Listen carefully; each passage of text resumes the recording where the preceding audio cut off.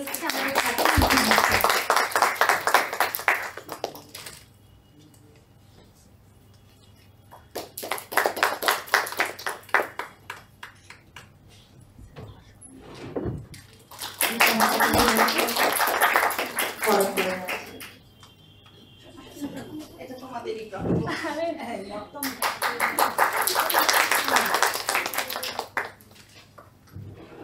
স্যারের সামনে কোনো বক্তব্য রাখার মতন যোগ্যতা আমার একদমই নেই, কিছু বলতে যাওয়াও স্পর্ধা হয়, তাই আমি আর বক্তব্যকে দীর্ঘায়িত না করে স্যারকে অনুরোধ জানাবো যে স্যার আপনি এবার আমাদের জন্য স্যারের একটু পরিচয় দিয়ে নাও। হ্যাঁ আমি বলে দিই। হ্যাঁ রিতা ম্যাম স্যারের না আমি বলে দিতে পারবো।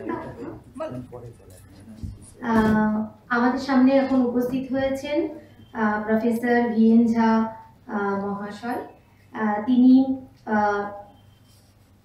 পুনে ইউনিভার্সিটির ফর্মার প্রফেসর, আর এছাড়াও ঋষি রিনা ট্রাস্ট উনি ডাইরেক্টর ছিলেন। হ্যাঁ ডাইরেক্টর ম্যাম আপনি বাচ্চাদের অনেক অনেক স্টুডেন্টদের অনেক ভালোবাসা আর বড়দের নমস্কার। স্যারকে প্রণাম। স্যার প্রফেসর ভিএন ঝা, বশিষ্ঠ নারায়ণ ঝা, উনি পুনে ইউনিভার্সিটিতে, উনি আমাদের কলকাতায় অঙ্ক নিয়ে পড়াশোনা করেছেন, উনি আমাদের কলকাতা বিশ্ববিদ্যালয় লিঙ্গুইস্টিক্স নিয়ে পড়াশোনা করেছেন, উনি রানীগঞ্জের ছেলে, তারপরে উনি রায়গঞ্জে, রানীগঞ্জ না রায়গঞ্জের ছেলে, তারপরে উনি পুনে বিশ্ববিদ্যালয়ে গিয়ে বহুদিন অধ্যাপনা করেছেন।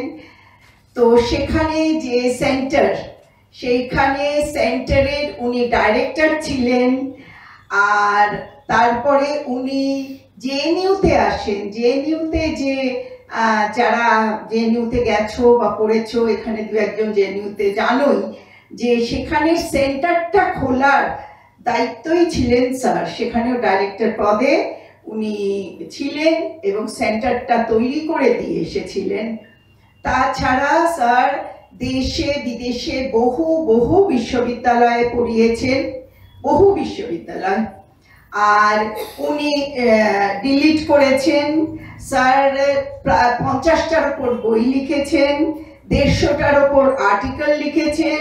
আর স্যারের সম্বন্ধে যেটা বলা, উনি এই যে আমাদের ভারতীয় পরম্পরা, বিশেষ করে ন্যায় দর্শন, বিশেষ করে সমস্ত দর্শনই বলবো, এই পড়ানোর জন্য উনি ভারতবর্ষের পূর্ব পশ্চিম উত্তর দক্ষিণ চারিদিকে ভ্রমণ করেছেন। মানে বেরিয়েছেন এই কারণে যাতে আমাদের এই ভারতীয় ঐতিহ্যকে সকলের কাছে পৌঁছে দিতে পারেন। নানান জায়গায় তিনি পড়িয়েছেন এবং ওনার যে পড়ানোর যে পদ্ধতি, সেটা এত সুন্দর একটা পদ্ধতি। যারা স্যারের কাছে এই নব্যনায়ন মেথোডোলজি করেছেন বা কোনো দর্শন পড়েছেন, তারা জানেন যে স্যার কিভাবে উজাড় করে দিয়ে নতুন পদ্ধতিতে বিশ্ব দর্শন করান। ওনার সবসময় একটা ইউনিভার্সাল মডেল তৈরি থাকে এবং ওনার বক্তব্য হলো এই মডেল কিন্তু শুধু দর্শনের বা এই আমাদের সংস্কৃত জগতের ছেলে মেয়েদের জন্য নয়, সারা বিশ্বের জন্য। তার জন্য উনি অক্লান্ত পরিশ্রম করে চলেছেন। রিটায়ার করেছেন উনি 2006 সালে, তাই তো? তারপরে উনি রিটায়ারমেন্টের পরে ঋষি ঋণ ট্রাস্ট করেছেন। ঋষি ঋণ আমরা জানি, যারা সংস্কৃত পড়ি, আমাদের জন্মানোর পরেই ধীরে ধীরে কিছু ঋণ আমাদের থাকেই। এবং উনি এই ঋষি ঋণ ট্রাস্ট করে উনি যে এত যা যা শিখেছেন যে পরম্পরার কাছ থেকে, সেইগুলো যেন উনি সকলকে উজাড় করে দিয়ে যেতে পারেন, সেই জন্য উনি ভলেন্টিয়ার তৈরি করার জন্য উনি এই ঋষি ঋণ ট্রাস্ট করেছেন। এবং কলকাতা চ্যাপ্টার উনি বলেনি, যেমন লায়ন্স ক্লাব, রোটারি ক্লাব, তার নানান জায়গায় চ্যাপ্টার থাকে, এই ঋষি ঋণ ট্রাস্টের যে ভারতবর্ষের বাইরে নানান রকম চ্যাপ্টার থাকবে। আমাদের কলকাতা চ্যাপ্টার এই গত বছর ডিসেম্বর মাসে খুলেছে। আমাদের প্রতি বুধবার এবং প্রতি শনিবার অনলাইন সেখানে ক্লাস হয়। কোনো স্টুডেন্টরা যদি এখানে ইচ্ছুক থাকেন বা যে কোনো কেউ টিচাররাও ইচ্ছুক থাকে, এখানে সমৃতা বা অনুশ্রিতার সাথে যোগাযোগ করবেন। তারা নিশ্চয়ই বলে দেবে কোথায় কি করতে হবে, তাদের নম্বরটা দিয়ে দেবে। আর স্যারের পড়ানো দেখে, স্যারের বিদ্যাবত্তা, স্যারের সাথে মিশলেই বোঝা যায় স্যারের যে স্টুডেন্টদের প্রতি ভালোবাসা, অ্যাফেকশন, সেগুলো আর বলার কথা না। এখানে স্যারের যারা ছাত্রছাত্রীরা আছে তারা সকলেই জানেন। স্যারের মতন এরম একজন বিদ্বান, এরম পণ্ডিত মানুষকে আজ এখানে পেয়ে আমরা ধন্য। স্যার 35 জনের ওপর পিএইচডিও করিয়েছেন, ঠিক আছে? আর স্যারের সম্বন্ধে বললে আর অনেক বলা হয়, এইটুকুই আমি বললাম। मूकं करोति वाचालं अंगुं लङ्घयते गिरिं यत्कृपा तमहं वन्दे परमानन्दमाधवम्। अज्ञानतिमिरान्धस्य ज्ञानाञ्जनशलाकया चक्षुरुन्मीलितं येन तस्मै श्रीगुरवे नमः। বলার আগে আমি যারা আমাকে এই সুযোগ দিয়েছেন তাদের সবাইকে ধন্যবাদ জানাই। আমাকে বলা হয়েছে চার ভাগ দর্শনের উপরে বলতে, ইন্ডিয়ান ম্যাটেরিয়ালিজম।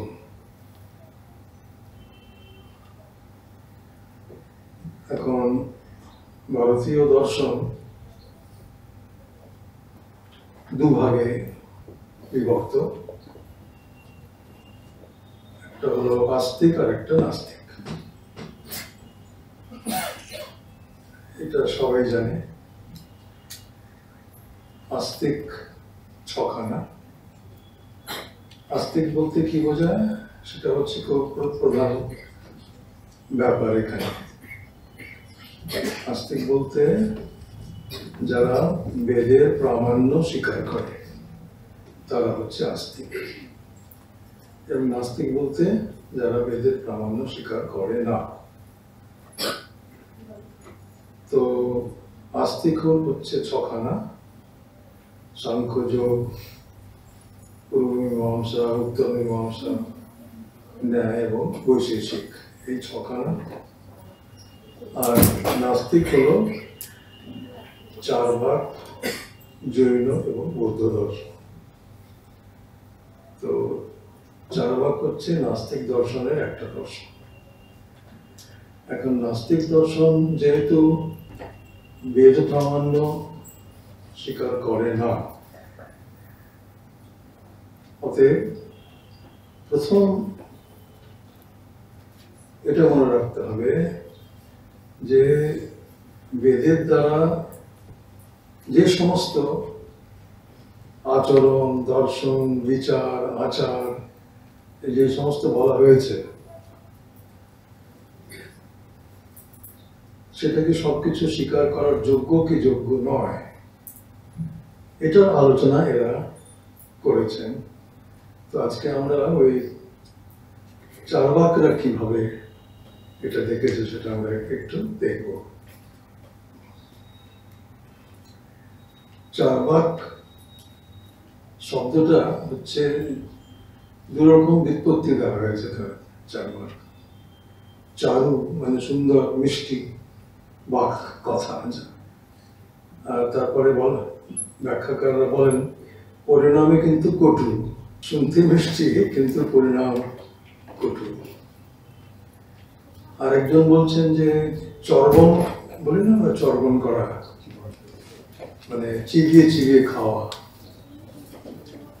তো যিনি আস্তিক দর্শনকে চিবিয়ে খেয়ে গেছে, এরকমও ব্যুৎপত্তি এক টিকাকার বাসুদেব শাস্ত্রী অভ্যঙ্কর সর্বদর্শন সংগ্রহে চার্বাক যে দর্শন বলে আছে, তার যে টিকা, ওই টিকায় উনি ওটা বলেছেন। তো এই হলো ব্যুৎপত্তি। তার মানে হচ্ছে যে চার্বাক দর্শনের আবার পর্যায়ে অনেক রকম আছে, অনেক কথাই আছে। কেউ বলে লোকায়ত। তখনই কৌটিল্যের অর্থশাস্ত্রের কথা মনে পড়ে। কৌটিল্য বিদ্যার অধ্যায়, যে রাজা তো অ্যাডমিনিস্ট্রেটর, ওই অ্যাডমিনিস্ট্রেটরকে শেখাতে হবে আগে, শেখাতে হবে যে কিভাবে অ্যাডমিনিস্ট্রেশন করবে। তার একটা চ্যাপ্টার প্রথমেই আছে, বিদ্যা সমুদ্দেশ বলে।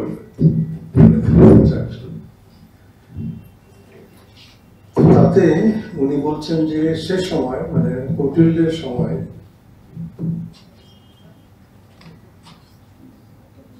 আহ্নিক শিখি ত্রয়ী, বার্তা এবং দণ্ডনীতি ইতি বিদ্যা, এই চারখানা নলেজ সিস্টেমস ছিল। আহ্নিক শিখি বলতে ন্যায়শাস্ত্র, এর উপরে অনেক আলোচনা করে, অনেক বাদ বিবাদ করে ন্যায়মঞ্জুরিকার জয়ন্ত ভট্ট ন্যায়মঞ্জুরি গ্রন্থে এটা স্থাপিত করেছেন। যে আহ্নিক শিখি বলতে আমরা ন্যায়শাস্ত্রকেই বুঝব। ত্রয়ী হলো বেদ, বার্তা এবং দণ্ডনীতি। কমার্স এন্ড ইকোনমিক্স হয়ে গেল বার্তা, এবং দণ্ডনীতি হয়ে গেল কি পলিটিক্যাল সায়েন্স, অ্যাডমিনিস্ট্রেশন ইত্যাদি ইত্যাদি সমাবেশ। এই হলো। এখন আহ্নিক শিখির বিশ্লেষণ করতে গিয়ে কৌটিল্য তার পরের বাক্যটা লিখছেন যে তার মধ্যে লোকায়ত কথাটা আছে। সাংখ্যং যোগম লোকায়তং চেতি আহ্নিক শিখি। আহ্নিক শিখি বলতে এই তিনটে সিস্টেমকে ইনক্লুড করতে হবে, সাংখ্য, যোগ এবং লোকায়ত। এখন আমাদের ধারণা যে সাংখ্য এবং যোগের সঙ্গে এই লোকায়তের কি সম্পর্ক থাকতে পারে, কিন্তু সেটা ঠিক তখন বোঝা যাবে না যদি আমরা ওই মনু সংহিতার দিকে না দেখি। তো মনু বলছেন যে দুরকম চার্বাক করতে হবে। একজন হচ্ছে যে বেদকে নিয়ে যে ঠাট্টা করে, বেদ নিন্দকা, যে তার সঙ্গে আলোচনা না করলেও চলবে। কিন্তু আরেক রকম চার্বাক আছেন যারা সত্যি সত্যি সত্যিটা কি, সত্যটা কি, ট্রুথ কি, যথার্থ কি তারা জানতে চায়। তো যারা জিজ্ঞাসু, সে চার্বাক, তাদের সঙ্গে কিন্তু আলোচনা করতেই হবে। এই জন্যই আস্তিক কোন দর্শনেই তুমি হাতে তুলে নাও, দেখবে যে তার মধ্যে পূর্বপক্ষ হিসেবে চার্বাককে আনা হয়েছে। তাকে নেগলেক্ট করা হয়নি, কাউকে নেগলেক্ট করা হয়নি। তার কারণ হচ্ছে যে তারা ভেবেছেন যে তারা কিছু জানতে চায়, তাদের কিছু প্রশ্ন আছে, সামাজিক ইত্যাদি ইত্যাদি প্রশ্ন রয়েছে, সেই প্রশ্নের উত্তর দিতে হবে এবং তার জন্য তারা তাদের কি বক্তব্য সেটা শুনতে হবে।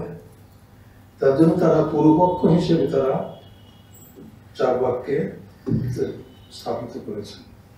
কারণ বলছি যে ন্যায়মঞ্জুরিতে, আবার ন্যায়মঞ্জুরি এমন একটা গ্রন্থ 10th সেঞ্চুরির কথা বলছি। কাশ্মীরের লজিশিয়ান জয়ন্ত ভট্ট, উনি ওনার পূর্বপুরুষ বাঙালি ছিলেন। তার কারণ তার গ্রামের নাম আছে গৌরমূল। তার প্রপিতামহ একটা যজ্ঞ করেছিলেন, সংগ্রাহানি যজ্ঞ, এবং তার সেই যজ্ঞ সমাপ্তির একেবারে পরেই কাশ্মীরের রাজা শঙ্কর বর্মন তাকে একটা গ্রাম দান হিসেবে দিয়েছিল।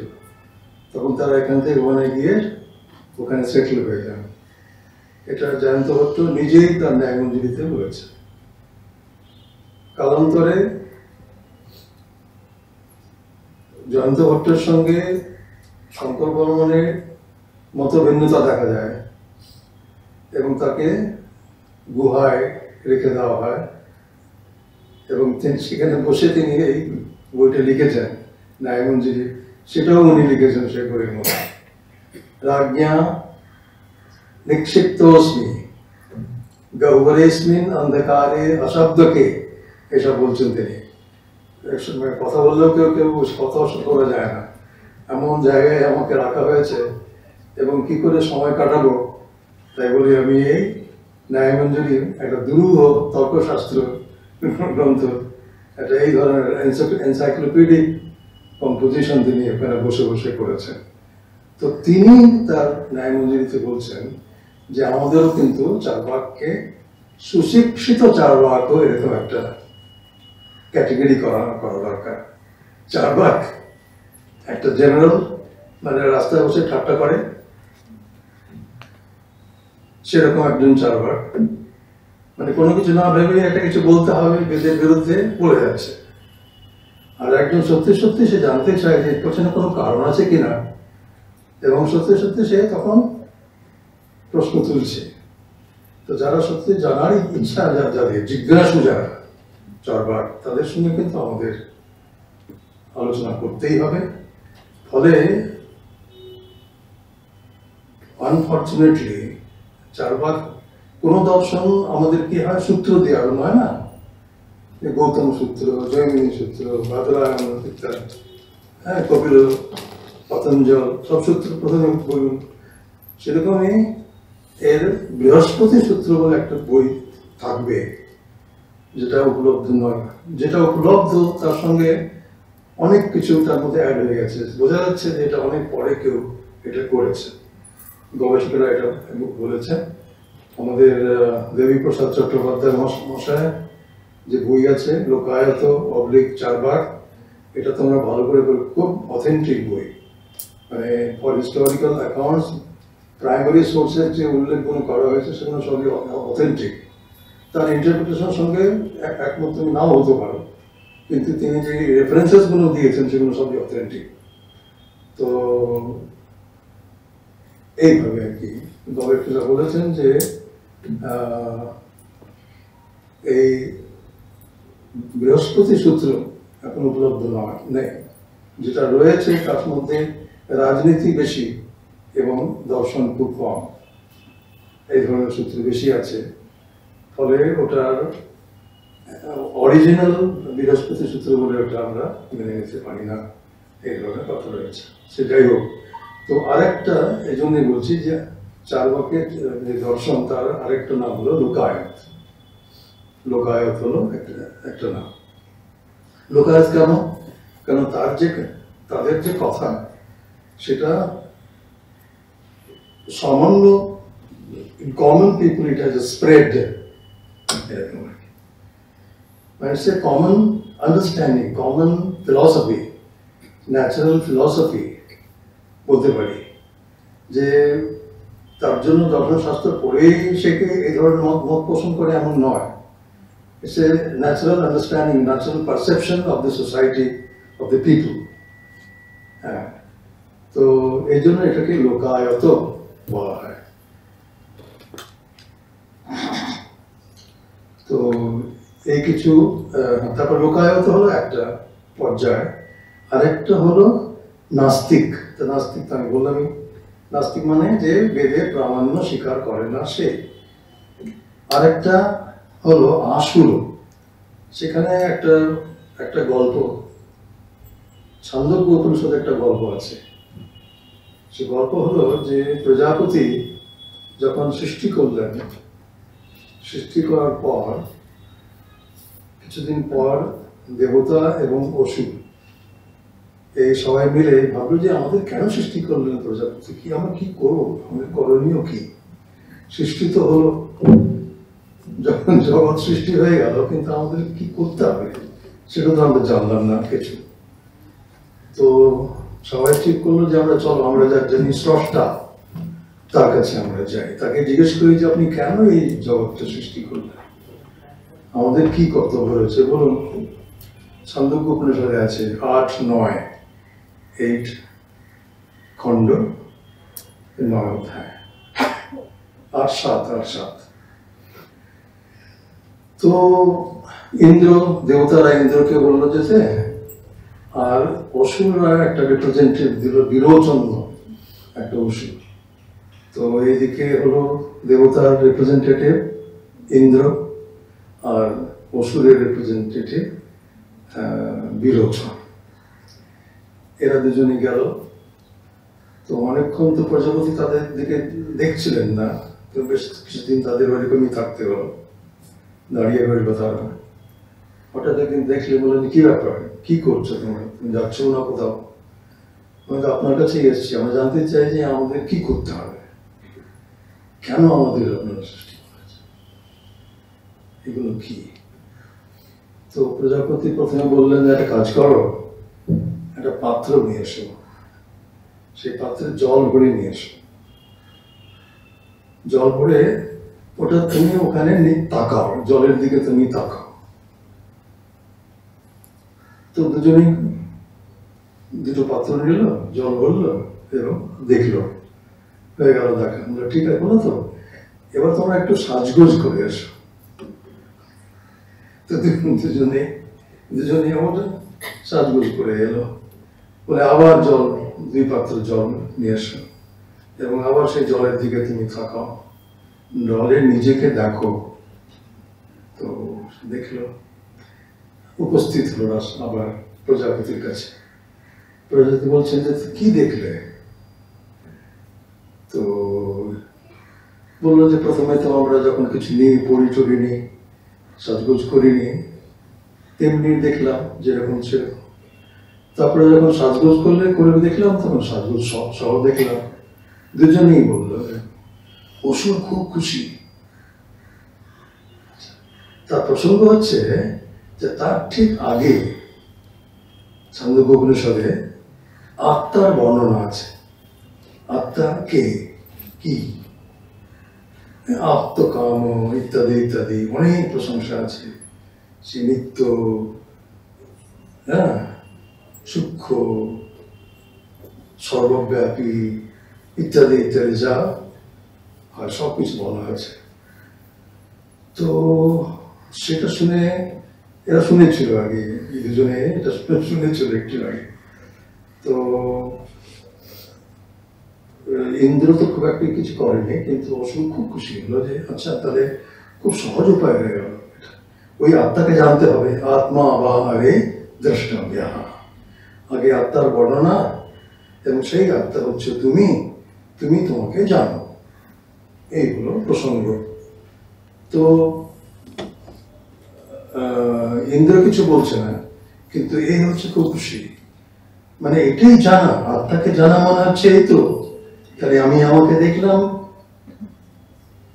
ভূষণ ছাড়াও দেখলাম, ভূষণ সহ দেখলাম, তো শেষ পর্যন্ত তো এটাই তো আমি, এছাড়া আর কি থাকতে পারে। তো তখন ইন্দ্র কিছু বেশি বলেনি, ও কিন্তু খুব একটা খুশি হয়নি। কিন্তু যখন বলছে তো একটু ভেবে দেখি, একটু ভেবে, ওখান থেকে দুজনে ওখান থেকে বেরিয়ে গেল। তো বেরিয়ে যাওয়ার পর ও তো খুব খুশি। তারপরে নিজের দলে গিয়ে অসুর সবাই ডেকে ডেকে নিয়ে বিরোচন বলছে, তোমরা এখন আনন্দ করো, হ্যাঁ, ঋণং কৃত্বা ঘৃতং বিবাহ যাবৎ জীবে সুখম জীবে ঋণং কৃত্বা ঘৃতং পিবে। কারণ ওটাই হচ্ছে আত্মদর্শন, ব্যাস, এটাই হচ্ছে আত্মা। এটাকে দেখলেই সব দেখা হয়ে গেল, আর কোনো কিছু নেই, এর বাইরে আর কিছু নেই। এই জন্য এই দর্শনকে আসল দর্শন বলা হয়। ইন্দ্র কিন্তু একেবারে সন্তুষ্ট নন, উনি আবার ফিরে এলেন প্রজাপতির কাছে। তারপরে তো আবার বেদান্ত আরম্ভ হলো। তো ওখানে এলেন, তো প্রজাপতি বললেন করে ও যে এলো না, মানে ও ও বুঝে ফেলেছে, ও সন্তুষ্ট হয়ে গেছে, কিন্তু আমার যেন কেমন কটকট লাগছে যে এটাই কি আত্মা সত্যিকারী বলুন। তারপরে 32 বছর প্রজাপতির কাছে ইন্দ্র আত্ম বর্ণনা শুনলেন। এখানে উপনিষদ শেষ হয়ে গেল, যাওয়া হলো। তো এটা বললাম যে এই দর্শনটাকে আসল দর্শন কেন বলা হয়, চারবাক দর্শনকে। আর একটা নাম আছে বৈতন্নিক। তার ইতিহাসটা কি? তার ইতিহাস হচ্ছে যে গৌতমের ন্যায় সূত্রের প্রথম এক এক এক যে 16 পদার্থের লিস্ট আছে, তার মধ্যে বাদ, জল্প এবং বিতণ্ডা, এই তিন রকম ডিসকোর্সের কথা আছে। আলোচনার বসার জন্য যে বসে যে আলোচনা হয় তাকে ডিসকোর্স বলা হয়। এই ডিসকোর্স 3 রকম হয়। একটা নাম হলো বাদ, আরেকটার নাম হলো জল্প, আর একটা নাম হলো বিতণ্ডা। এখন বাদটা কি? বাদ হচ্ছে আইডিয়াল ফর্ম অফ ডিসকোর্স। তার ব্যাখ্যা, তার যে লক্ষণ দেওয়া হয়েছে সেটা তত্ত্ব বুভুৎসু কথা। মানে যারা সত্যিকারের তত্ত্বটা কি, যথার্থ কি, সত্য কি, এই জানার ইচ্ছার দ্বারাই প্রকৃত হয় বিচারে, সেই ডিসকোর্সকে বলা হবে বাদ।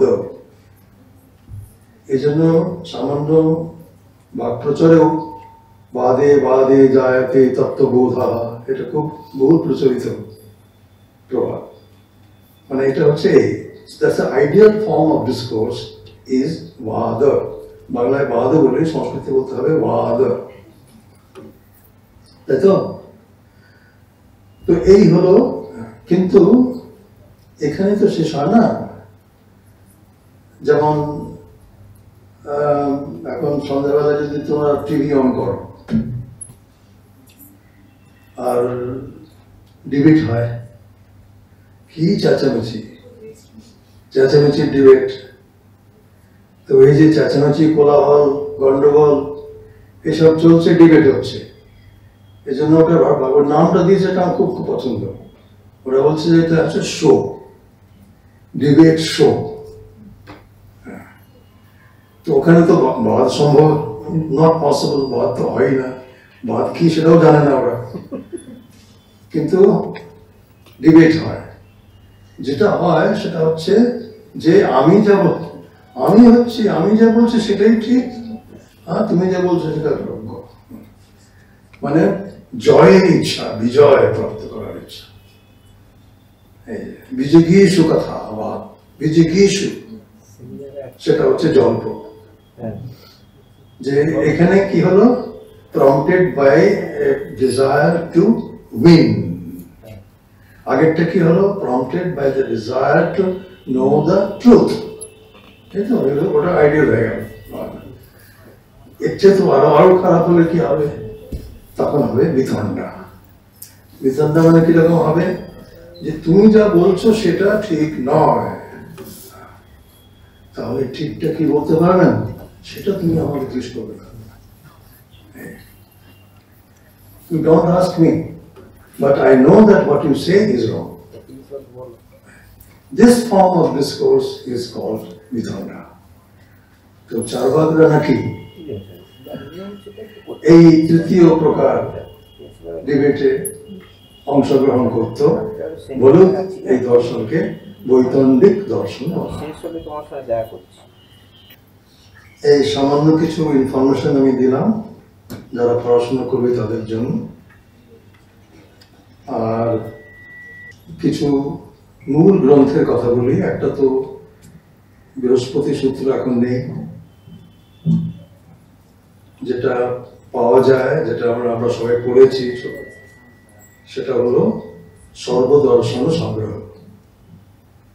সর্বদর্শন সংগ্রহের সব দর্শনের কথা আছে মাধবাচার্যের লেখা, তার প্রথম দর্শনই হলো চার্বাক দর্শন। ওই বইটা তার একটা ভালো টিকা এই অভ্যঙ্কর শাস্ত্রী পুনার, ওটা ভান্ডারকর ওরিয়েন্টাল রিসার্চ ইনস্টিটিউট থেকে প্রকাশিত, খুবই সুন্দর ইলাবোরেট কমেন্টারি, সংস্কৃত কমেন্টারি, ওটা অবশ্য তোমরা পড়বে। আর একটা হচ্ছে সদর্শন সমুচ্চয় বলে হরিভদ্র সুরীর জৈনলজিশনের লেখা একটা বই। আমি মূল গ্রন্থের কথাই বলছি, আর সেকেন্ডারি সোর্স বলতে আমি ওই দেবী প্রসাদ চট্টোপাধ্যায় ওটা বলছি। আর একটা বই যেটা সত্যিকারে ইন দ্য ফর্ম অফ বিভাঙ্গা, সেটা হলো গিয়ে তত্ত্বোপপ্লব সিংহ। তত্ত্ব উপপ্লব সিংহ, দেখো নামগুলো কিরকম দেওয়া হয়, যে তুমি তত্ত্ব মানে ট্রুথ তুমি এস্টাবলিশ করো, আমি সিংহ, আমি ওর মধ্যে ঢুকে গিয়ে সব তছনছ করে দেবো, উপপ্লব সব তছনছ করে ফেলবো, এরকম। তো এই ধরনের, এটা হচ্ছে বিতরণ। ওটা আমি ইংরেজি অনুবাদ করেছি এবং খুব অনেক বড় বই, ওটা 600 পাতা বই, এবং সেটা চিন্ময় ইন্টারন্যাশনাল ফাউন্ডেশন কেরালা থেকে প্রকাশিত। যারা এটা নিয়ে পড়াশোনা করতে চাও সেটা তোমরা নিতে পারো।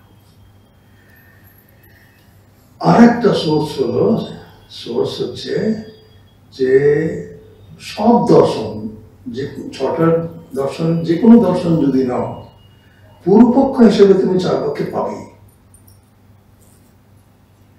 অতএব পূর্বপক্ষের অংশগুলো যদি তুমি এক জায়গায় করে নাও, তাহলে that can be original source of study of Charvaka দর্শন।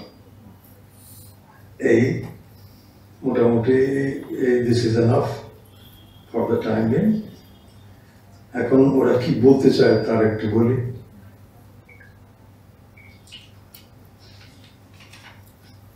এই কিছুদিন আগে আমি ওই চিন্ময় ইন্টারন্যাশনাল ফাউন্ডেশনে একটা ওয়ার্কশপ নিয়েছিলাম চার্বাক দর্শনের উপরে, যেখানে সম্বিতা গিয়েছিল। আর ওখান থেকে বলছে, স্যার এটা আমাদের ওখানে এসে বলুন আপনি কিছু, এই জন্য কিছু বলছি।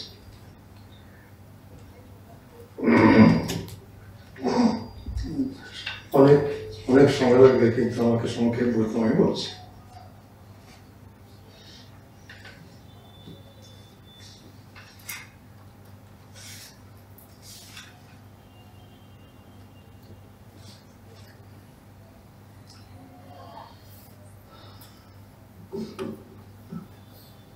বেদে যে সব বলা হয়েছে শাশ্বত বলে, শাশ্বত অথচ অতীন্দ্রিয়, যেটা চোখে দেখা যায় না। চোখে দেখা যায় না মানে ইন্দ্রিয়ের বিষয় নয়, অতীন্দ্রিয়। অতীন্দ্রিয় অথচ শাশ্বত, এসব কিছু নেই। চারবার বলছে আত্মা শাশ্বত,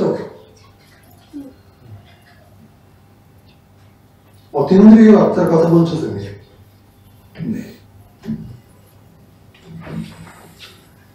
ঈশ্বর ভগবান আছেন, ভগবান অতীন্দ্রিয়। মুক্তি, মুক্তি বলে মুক্তি কেউ দেখেছে? নেই। পুণ্য, পাপ পুণ্য চোখে দেখা যায়? নেই। পরলোক কে এসে বলল পরলোক আছে? কিন্তু এই সমস্ত কথাই তো তোমার বেদ বলছে। অর্থাৎ বেদকে প্রমাণ হিসেবে আমি মেনে নেবো কেন?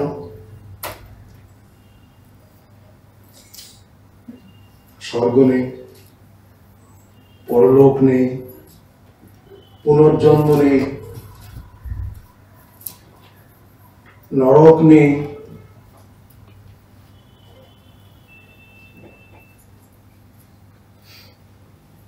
মৃত্যুর পর কেউ কোথায় স্বর্গে নাকি যায়, আর তাকে এখানে রান্না করে তাকে এখান থেকে খাওয়ানো হয়, শ্রাদ্ধ করো। অনেক মজা মজার উপমা দেওয়া হয়েছে। তাহলে তুমিও নেমন্তন্ন করো, পাঠাও, ডাকো লোকজনকে, এবং তোমার ছাদের উপরে তাদের বসতে বলো, আর রান্না করেই সার্ভ করো, নিচের থেকে সার্ভ করে দাও, ওরা ওখানে বসে বলে খেয়ে নেবে, খাওয়া হয়ে যাবে। যদি স্বর্গের বসে বসে যদি এখান থেকে দেওয়া সাধ্য যদি ওরা খেতে পারে, তাহলে আমি নিচতলায় বসে যদি আমি সার্ভ করি, তাহলে ছাদে বসে যা খেতে পারবে না কেন? এইভাবে সব বুঝতে পারছো যে কিভাবে তর্ক আরম্ভ করে তর্ক শেষ পর্যন্ত বিতণ্ডা হয়ে দাঁড়া, এসব দাঁড়ায়। অতএব যার যোগ্য, কত রকম ফল বলা হয়েছে, ক্রিয়া, এগুলো কি?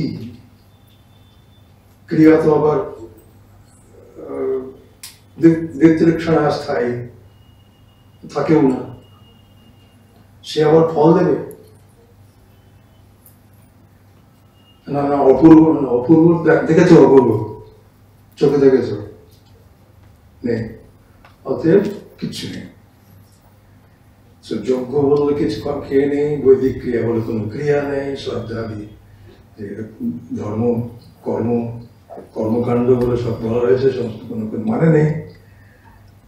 কারণ তার দ্বারা যে সমস্ত তোমার বলতে চাও একটা অতীন্দ্রিয় কিছু আছে, অতীন্দ্রিয় বলে কিছু কিছু নেই।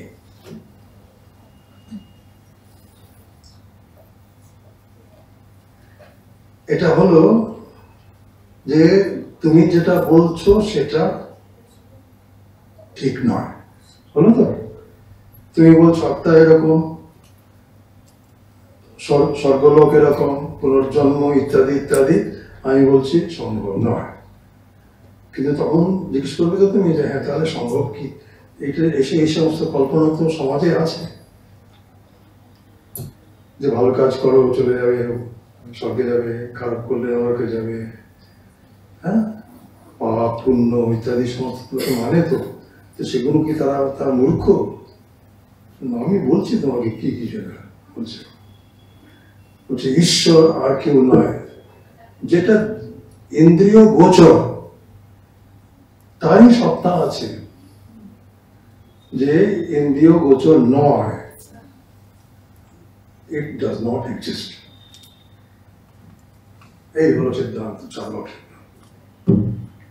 কারণ যদি হয় তাহলে তোমাকে সিদ্ধ করতে হবে, সিদ্ধ করার জন্য প্রমাণ দরকার। প্রমাণ কি কি থাকবে?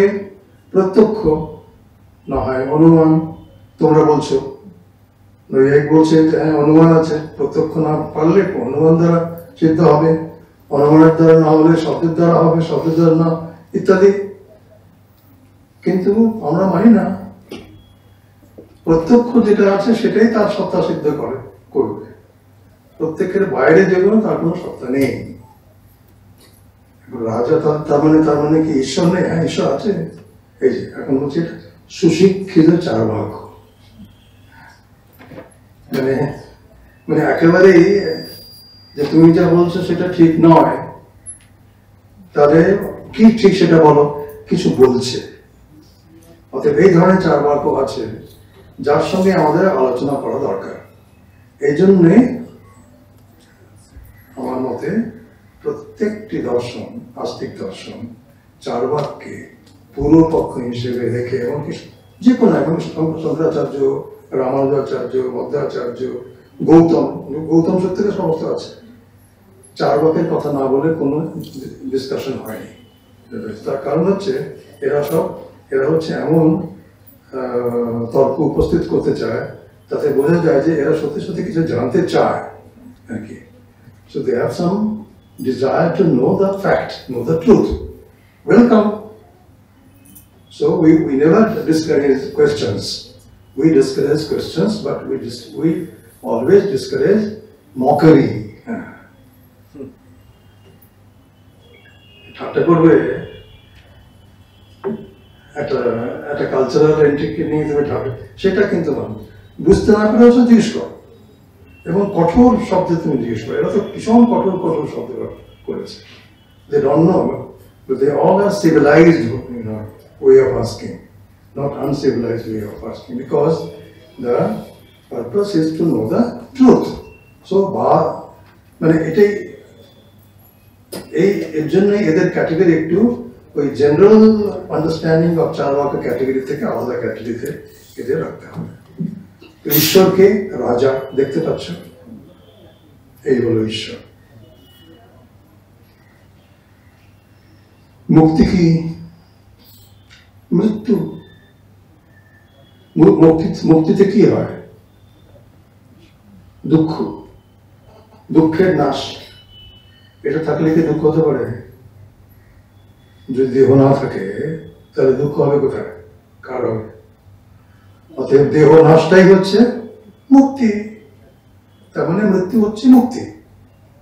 এসব নিয়ে নবনৈয়ায়িকরা পরে অনেক প্রশ্ন তুলেছে ওকে। যতই প্রশ্ন করুক না কেন, শেষ পর্যন্ত আস্তিক দর্শনের যে আলোচনা, তার সামনে এরা কিন্তু টিকতে পারেনি। সে উদয়নাচার্যের পরে আরম্ভ হয়েছে এগুলো, কিন্তু প্রশ্নগুলো এরকম আর কি। জীব বলতে, আত্মা বলতে কি তাহলে? আত্মা দেহ। ওই যে দেখে এসছিল যে আমি এটাও করেছি, তাও সেই আমি, আর এটা বাদ দিয়েও তো আমি সেই আমি, আমার দেহটাই আমি।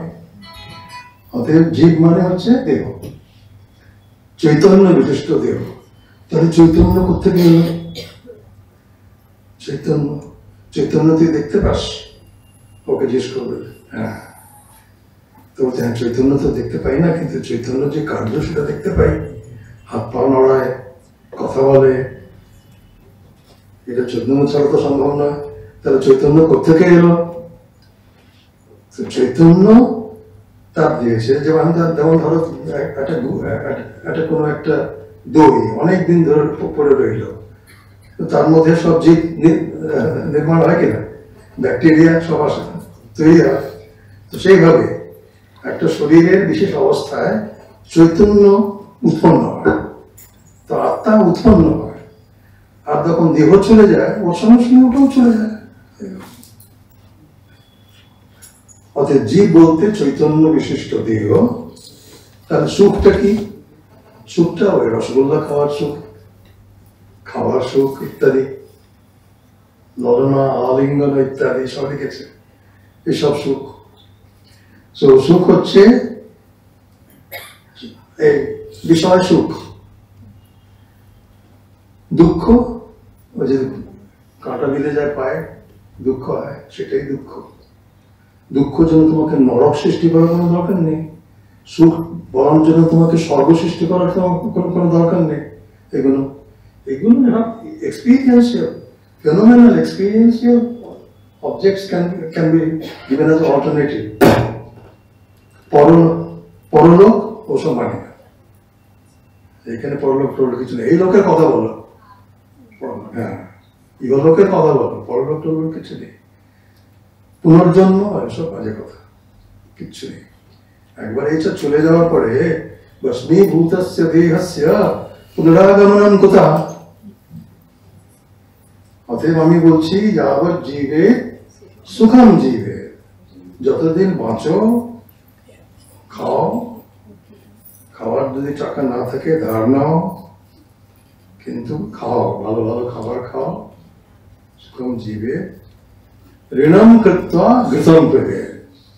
ভালো ভালো খাবার হচ্ছে যে ঘি দরকার, তো ঘিয়ের জন্য টাকা নেই, দাও করো। কিভাবে দেশ চলছে, রাজ্য দেশ পাল্টায় নিলে এখনো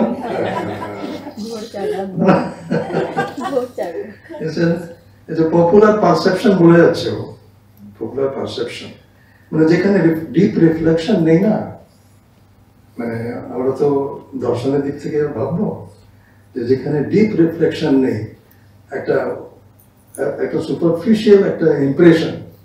সো ইমপ্রেশন অ্যান্ড রিফ্লেকশন এর মধ্যে যে তফাৎ, এই তফাৎটাই হচ্ছে এই দর্শন এবং আজ যা চলছে।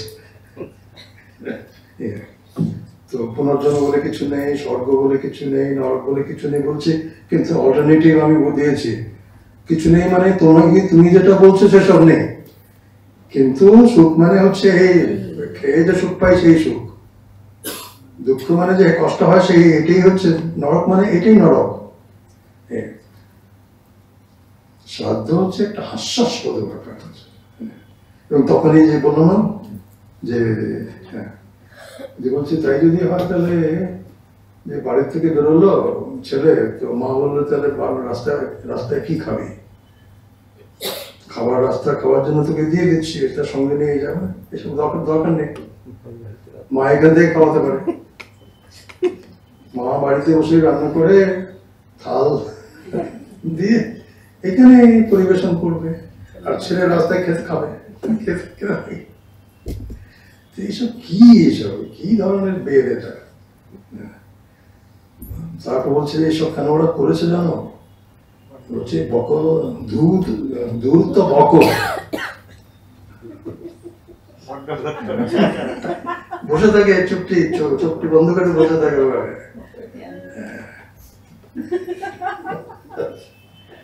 সব বসে থাকে যে মাস্টার দেখলে টপ করে নিল কেন। তো এই হচ্ছে যে ভগবত শুধু ওখানে থামেনি, বলছে এরা এটা ব্যবসা করছে, উপজীবিকা, বাঁচার সাধন, এটা এসব করছে এই ধরনের। এরা ভাবছে যে আজকালকার যারা মডার্ন সকল থিঙ্কার, তারা ভাবে যে এরাই স্মার্ট, না এরাই এই ধরনের সময়, কিন্তু এসব কিছু পড়েনি না, যে মূল গ্রন্থে কিছু পড়েনি যে কিরকম হতে পারে। খুব মজা লাগে আর কি। যজ্ঞের কোনো ফল নেই বলেছি, কখনো বলে যে এই আবার ন্যায় শাস্ত্রী আছে, গৌতম 4-5খানা সূত্র দিয়েছে তাতে চাঁদকের ব্যাপারে প্রশ্ন তার উত্তরে, এবং সেই প্রসঙ্গে উনি বলেছেন যে আমি আমার ঠাকুরদা গৌড়দেশ থেকে কাশ্মীরে গিয়েছিলেন, ডেকে নিলেন তাকে, একটা গ্রাম দিলেন, তো একটা যজ্ঞ আছে, সেই যজ্ঞের মধ্যে ফল নেই। আমি তখনই উদাহরণ দিয়েছি, আমি একটা দিচ্ছি, তোমার নিজের উদাহরণ দিচ্ছি। জয়ন্ত বলছেন যে আমার ঠাকুরদা উনি একটা সংগ্রামী যজ্ঞ করলেন, এবং সেই যজ্ঞ করার ঠিক পরেই ওখানকার রাজা তাকে একটা গ্রাম দান করলেন। তো যেটা বলছে সেটা হলো কিনা, তুমি যেটা হচ্ছে না সেটাই তুমি কোট করছো, কিন্তু যেটা হচ্ছে তার তো কোট তো সমগ্র কিছু না নিয়ে তো কোনো একটা আলোচনা করা যায় না, সে পাশের হয়ে যাবে। তো এই জন্য ওই পূর্বপক্ষ করে ওটা খণ্ডন করে দেওয়া হলো এইভাবে। তারপরে বলছে যে পশু যা হয় কিনা বলি দেওয়া হতো, পশু বলি, আর তখন বলছে আহারে এই পশু হত্যা, পশু মারা গেল, তোদের পশু মারা গেল না, ও স্বর্গে গেল, পশু যাবে স্বর্গে মারলে, তাহলে তো নিজের বাবাকে মারিস না কেন?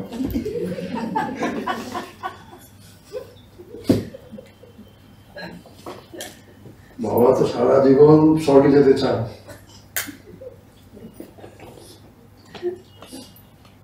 হ্যাঁ, এত সোজা ব্যাপার ছেড়ে দিয়ে কত কষ্ট দিচ্ছিস।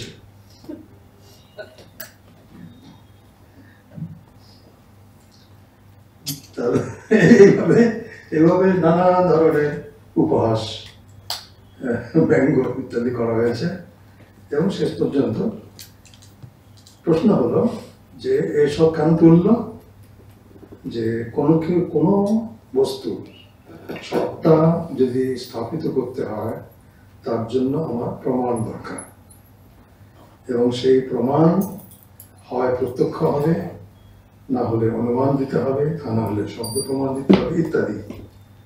যদি আমি মেনে নিই যে শব্দ প্রত্যক্ষ ছাড়া অন্য কোনো প্রমাণ নেই, তাহলে এই ধরনের অবস্থা সৃষ্টি হবে, তাহলে এই প্রশ্নগুলো জাগে কিন্তু আমি যদি দেখাতে পারি যে প্রত্যক্ষ ছাড়াও আরো প্রমাণ সম্ভব, সেইভাবে তারা আস্তিক দার্শনিকরা, বিশেষ করে উদয়নাচার্য, ন্যায়িক সমাঞ্জলি, আত্মতত্ত্ব বিবেক, এই সমস্ত বিরাট বিরাট বাদগ্রন্থে, এগুলো সব বাদগ্রন্থ, তত্ত্ব নির্ণয় করার জন্য যে গ্রন্থ, এই সমস্ত গ্রন্থে এই সমস্ত কথা খণ্ডন করেছেন।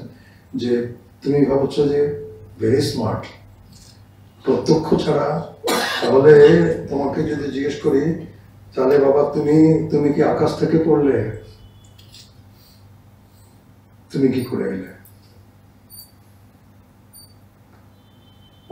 অতীত জানো তুমি কিছু? অতীত চোখে দেখো? অতীতের ঘটনা কিছু ঘটেনি, তাহলে তুমি কি আকাশ থেকে পড়লে বৃষ্টির মতো? অতএব প্রত্যক্ষ যে একমাত্র সত্তা সিদ্ধির উপায় তা নয়, আরো প্রমাণ আছে। প্রত্যক্ষ ছাড়াও অন্য প্রমাণ আছে, যেমন তারপরে অনেক আলোচনা আছে। কারণ বৌদ্ধ এবং বৈশেষিক এরা দুজনেই প্রত্যক্ষ এবং অনুমান মানে শব্দকে অনুমানে অন্তর্ভুক্ত করে, ইত্যাদি ইত্যাদি অনেক কিছু আছে। তো তার বলছে, তো তোমাদের তো নিজের ভাইরাই অনুমানকে, শব্দকে অনুমানে ইনক্লুড করেছে, তো শব্দের তো কোনো প্রামাণ্য নেই বলে একজন করেছে। কিন্তু তিনি তো দশম শতাব্দী পর্যন্ত তিনিও তো নৈয়ায়িক হয়ে গেছেন। এখন দুটো মিলে কি হলো? ন্যায় বৈশেষিক হয়ে গেল। জয়ন্ত ভট্ট বলছে, अस्मद् বৈশেষিকাস্তু अस्मद् अनुयायिना एव। আমাদের কি ফলো করছে? ওখানে তো ঈশ্বর ছিল না, ঈশ্বর মানতে হলো। নৈয়ায়িকের ন্যায়ের ঈশ্বর ছিল, বৈশেষিক ঈশ্বর ছিল না। এই জন্যই তো আস্তিক বলতে যে ঈশ্বরকে মানে বা ঈশ্বরকে মানে না, এটা এই অর্থ হতে পারে না। মীমাংসকরা তো ঈশ্বর মানে না, কিন্তু আস্তিক দর্শন তো ওরা। এই জন্যই আস্তিক, এই জন্য আস্তিক মানে যে বেদের প্রামাণ্য স্বীকার করে, এটাই বলতে হয়, এইভাবে বলতে হয়। তো বলছে তোমাদের তো করে এইভাবে। তখন একটা বলা হলো যে তার মানে কেন হবে না অনুমান প্রমাণ? তো অনুমান প্রমাণ কিভাবে হবে, অনুমান কিভাবে হয় সেটা ভেবে দেখো। কারণ আমার একটা দোষ, একটা বলতে গিয়ে আরেকটা কথা মনে পড়ে, একটা বলতে গিয়ে আরেকটা কথা বলতে থাকি। তো অনুমান প্রমাণ এর প্রক্রিয়াটা কিভাবে হয়?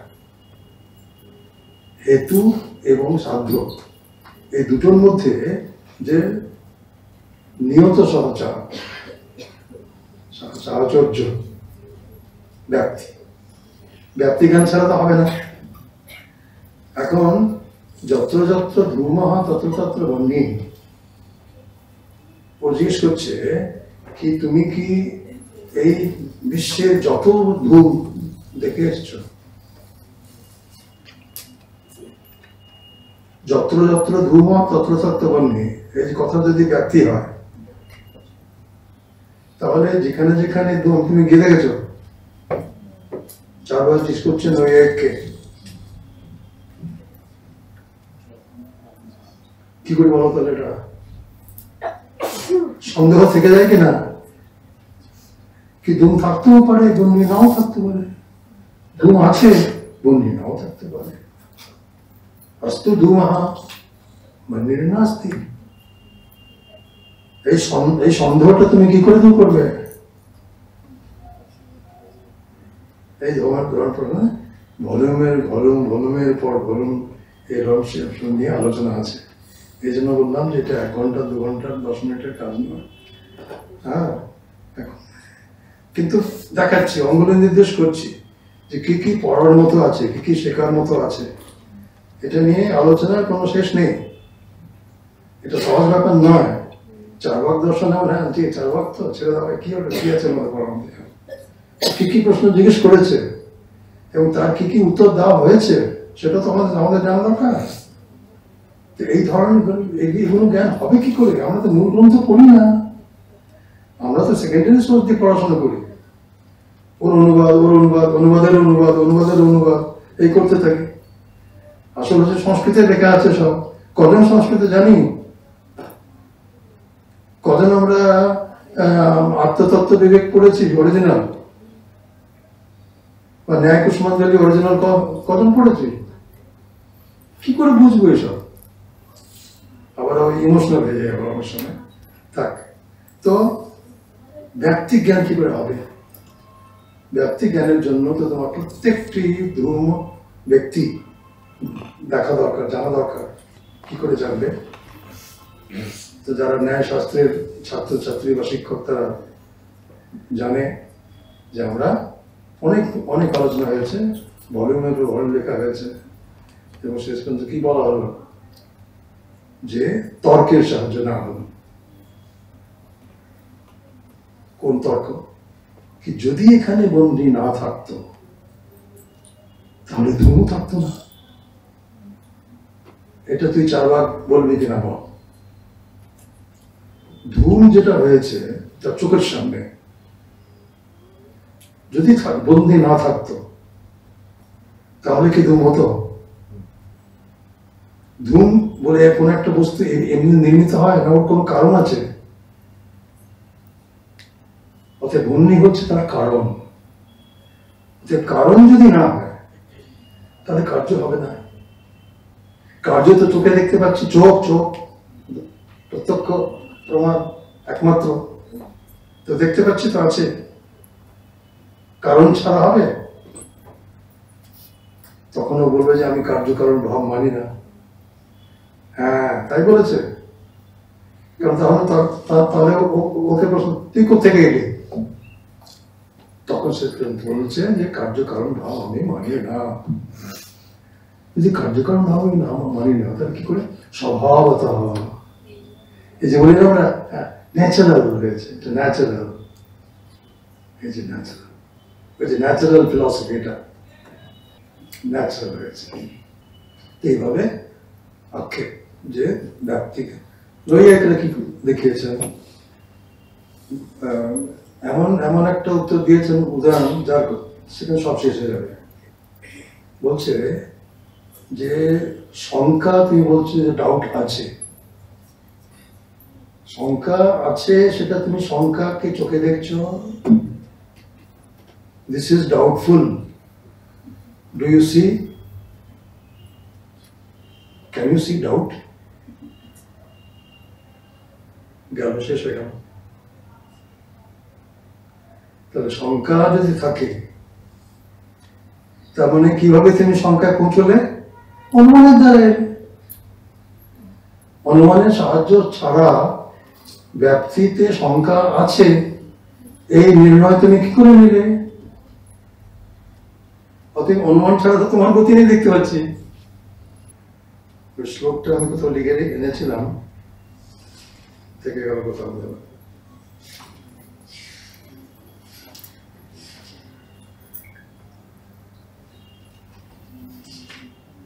শঙ্কা চেত অনুমান अस्ति। শঙ্কা যদি হয় তাহলে অনুমান আছে, আর শঙ্কা যদি না হয় তাহলে তো আমি বিজয় হয়ে গেলাম। শঙ্কা যদি না থাকলে তাহলে ব্যক্তি আছে, ব্যক্তি আছে মানে তার অনুমিতি হবে, অনুমান প্রমাণ মানতে হবে। তো উভয়তা পাশা হবে, দুদিকে ধরা পড়লে তুই। এইভাবে আরম্ভ হয়েছে শেষ পর্যন্ত। লব্ধ ন্যায়ের পিরিয়ডে যখন আমরা আসি তখন দেখি যে আমার সমস্ত ধূম ব্যক্তিকে ফিজিক্যালি দেখার আমার কোনো দরকার নেই, একটা দেখলেও হয়। কেননা আমরা একটা অলৌকিক সন্নিকর্ষ, সামান্য লক্ষণ প্রত্যাশক্তি আমরা মেনে নিয়েছি। কারণটা কি? সামান্য মানে কি? জাতি। জাতি কটা? একটা। নিত্য অনেক অনুবৃত্ত, তাই না? তো এক একটা ধূম ব্যক্তিতে ধূমত্ব জাতি রয়েছে। এবং সে একই জাতি, একই সব ব্যক্তিতে একই জাতি আছে কিনা, এবং সেই জাতিটাকে আমরা কিভাবে দেখি? চোখ দিয়ে দেখি। येन इंद्रियेण यद् गृह्यते तद्गता जातिः अभावश्च तेनैव इंद्रियेण गृह्यते। আমি যখন ধূম দেখছি, শুধু ধূম দেখছি না, ধূম বলছি যেহেতু তার মানে আমরা ধূমত্ব জাতিও দেখছি, এবং জাতি যেহেতু এক এবং সর্ব অনুরত, প্রত্যেকটি ব্যক্তির মধ্যে একই জাতি থাকে, একটা দেখলে সব দেখা হয়ে গেল। সব দেখা হয়ে গেল মানে এখন ওই সামান্যটাকেই আমি একটা আমার চক্ষুর সঙ্গে সম্পর্ক করে সব ধূম ব্যক্তি ফিজিক্যালি ভেরিফাই করার আমার কোনো দরকার নেই, হয়ে গেল এখানে। এইভাবে জ্ঞান লক্ষণ প্রত্যাশক্তি, সামান্য লক্ষণ প্রত্যাশক্তি, এই সমস্ত বিভিন্ন। এখন কেউ যাচ্ছে একটা চন্দন কাঠ নিয়ে যাচ্ছে, ও সুগন্ধি দেখছে, সুগন্ধি কাঠ, সুগন্ধ গন্ধ তো নাক থেকে নাসিকার বিষয়, তো আমার মতো ওখানে রয়েছে, তো আমার তো কোনো সম্পর্কই হলো না নাসিকার সঙ্গে। আমি বলছি সুগন্ধি চন্দন, কি করে বললাম?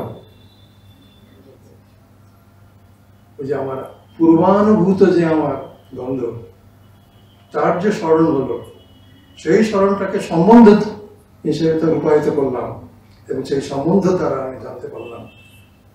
কিন্তু এটা তো লৌকিক, এটা নর্মাল কন্ট্যাক্ট নয়, এই জন্য এটাকে অলৌকিক সন্নিকর্ষ বলা হয়। তেমনি সামান্য এক একটা ব্যক্তি আমি দেখি, কিন্তু সব ব্যক্তিকে এক সামান্য দিয়ে দেখা, এটা তো লৌকিক সন্নিকর্ষ নয়, তাই এটাকে অলৌকিক সন্নিকর্ষ। এইভাবে লোকনৈয়ায়িকরা এদের খণ্ডন করেছেন। এইভাবে সবকিছু খণ্ডন করা হয়েছে, কিন্তু তার জন্য তোমাদের এদের পজিশনটা কি, এরা কি ওপিনিয়ন নিয়ে বা কি সিদ্ধান্ত নিয়ে প্রশ্ন জিজ্ঞেস করছে, সেটা আমাদের ভালোভাবে না জানলে এদের প্রশ্ন বুঝতে পারবে না, এবং তার উত্তর আমরা কি দিয়েছি, কিভাবে দিয়েছি, ওটাও আমরা ঠিক বুঝতে পারবো। এবং তার জন্য আমাদের কিন্তু বারবার আমাকে বলতে হয় যে আমাদের ওই মূল গ্রন্থটা পড়তে হবে। এবং আমি যা এই গত 25 বছর ধরে আমি অন্য কোনো কাজ নেই, এই কথা বলে বেড়াচ্ছি যে অনেক তুমি বই পড়েছ, তুমি খুব বেশি পণ্ডিত, মেনে নিলাম, সব কিছু মান, কিন্তু দয়া করে একবার মূল গ্রন্থটা খুলে দেখো। কেননা তুমি যা পড়েছো এবং মূল গ্রন্থ যা বলছে, না সম্বাদতে, সংবাদ খুব কম জায়গায় হয়, এবং আমাদের জন্য আমার এটা খুব দরকার যেন আমি মূল গ্রন্থ যেন পড়ি, দেখি, এবং তার যে প্রসঙ্গ সেটা আমরা জানি, কোন প্রসঙ্গে কোন প্রশ্ন কিভাবে উঠেছে, তাহলেই আমি তার সম্মুখ তার উত্তর আমি দিতে পারবো। আমি আর বলতে গেলে অনেক কিছু রয়ে গেল, তো আমি বলছি এখন এখানেই থাক আজকের মতো। তো বলতে চাইলাম সেটা হচ্ছে এটাই, যে এটা আমাদের ট্রেডিশন হচ্ছে tradition of reflection. Our tradition is the tradition of reflection. চোখ বন্ধ করে কোনো কিছু স্বীকার করি না, এবং কোনো প্রশ্নই ছোট প্রশ্ন নয়। চার্বাকের প্রশ্ন হোক বা শঙ্করাচার্যের প্রশ্নই হোক, প্রশ্ন প্রশ্ন প্রশ্ন মানে আমি বুঝতে পারিনি, এই যদি উদ্দেশ্য থাকে, যদি ঠাট্টা করারও থাকে উদ্দেশ্য, তাহলে ইগনোর করতে পারি। ও ঠাট্টা করতে চাইছে, মকারি করতে চাইছে, ইজ মকিং, বেদ নিন্দক যে বলছেন, ত্যাজ্য বেদ নিন্দকা। তো এইভাবে যদি আমরা জানি যে ওর অভিসন্ধি কি, ইন্টেনশনটা কি, এবং তার ইন্টেনশন যদি সত্য জানা হয়ে থাকে, তাহলে no question is a small culture, must be entertained, and this has been our tradition. আমাদের ট্রেডিশনটাই therefore is a tradition of reflection, এবং এই ট্রেডিশনটাকে আমরা খুঁজে পেতে চাই আবার। তাছাড়া বাঁচার কি মানে আছে? এর চাইতে আর ভালো বাঁচার কি পরিবেশ থাকতে পারে? আমি ভগবানের কাছে প্রার্থনা করছি যে এই সদ্বুদ্ধি হোক, আজ না কাল, কাল না পরশু বইটা খুলে দেখুক। তার জন্য যা যা করা দরকার করতে হবে। সংস্কৃত জানতে হবে। সংস্কৃত না জেনে আমি ভারতীয় দর্শন জানি, এটা আমি বিশ্বাস করি না। আমার কেমন যেন মেনে নেয়, মন মেনে নেয় যে কি করে হোক। আমি 4 ভাগ পড়িনি, অথচ 4 ভাগের বউ পড়ে লেকচার দিয়ে যাচ্ছি। কোন গ্রন্থে পড়লাম না, রামানুজ পড়লাম না, মধ্য পড়লাম না, অদ্বৈত কি একটা? অদ্বৈত কি একটা? সকলের জন্য অদ্বৈত, শুদ্ধ অদ্বৈত, বিশিষ্ট অদ্বৈত, শব্দ অদ্বৈত, কত চাও তুমি অদ্বৈত? এগুলো কে বলবে? এগুলো কেমন করে তোমরা জানবে যদি তুমি মূল গ্রন্থ না পড়ো? তো আমরা চেষ্টা করছি, আমাদের একটা ওয়েবসাইট আছে www.vidyabatika.org, এবং সেখানে তোমরা আমরা যে করছি এই গ্রন্থ পড়াচ্ছি, যেহেতু এখন এটা ইন্টারন্যাশনালি হচ্ছে, কারণ সবাই তো বাংলায় বুঝতে পারবে না, তাই ইংরেজি মিডিয়ামে আমরা করছি। বিশ্ব জানুক, জগৎ জানুক যে আমাদের কাছে কি আছে। শুধু আমরা সেকেন্ডারি সোর্স করে আমরা কিছু করবো না, এই অরিজিনাল সোর্স করে সমস্ত করবো। তো ওখানে যে সমস্ত অ্যাক্টিভিটি সব তোমরা সেই ওয়েবসাইট থেকে পাবে। বহু কোর্স, বহু প্রোগ্রামস, রেকর্ডিংস ওখানে সব আপলোড করা হয়েছে, এবং সেটা সহজেও যেন উপলব্ধ হয়, পাওয়া যায়, তার জন্য আমরা এখন বিভিন্ন জায়গায় ওই ঋষি ট্রাস্টের চ্যাপ্টার শুরু করছি। কলকাতায় অলরেডি হয়ে গেছে, এবং এর হচ্ছে কোঅর্ডিনেটর ডক্টর রীতা ভট্টাচার্য। তোমরা সবাই এর মধ্যে যোগ দাও, এবং উদ্দেশ্য এখন আমাদের উদ্দেশ্য সেটা জানা গেল, এবং mainly that we all should become the volunteers. That's all. That is my plea, and once again I thank the organizers for inviting me and giving this opportunity to share my understanding with you. Thank you all very much.